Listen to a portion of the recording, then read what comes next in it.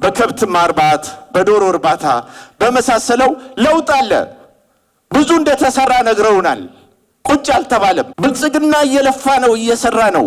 ግን ፉንዳሜንታል የሆነ አክሽን መውሰድ አጥነት ችግሮች አሉ እና ያንን የማስተካከል የሚሰጥበትን መንገድ በፍጥነትና በቶሎ ቢደረግ ምክንያቱም አሁን በጣም እያስቸገረ ያለው የቤት ኪራይ ነው። እኔ በበኩል የቤት ኪራይ ነው በጣም ጥያቄ ሆነብኝ እና ያንን ሰርተን እንኳን ልንከፍልበት የምንችል ቀድመን ቤቱ ተገኝቶ ከዛም በኋላ ቤት ኪራይ የምንከፍል የነበረውን ወደ ያን ነገር የራስ ወደ ማድረግ ልክ ከዚህ በፊት ኮንዶሚኒየም እንደነበረው ማለት ነው የዛ አይነት ቢደረግልን ይህ የአሰብና የቀይ ባህር ሁኔታ ታሪካችን ሀብታችን መመለስ እንደሚገባ ነው። ይሄን ለማድረግ ደግሞ እኛ ከመንግስታችን ጎን ቆመን አስፈላጊውን መስዋዕት እንከፍላለን።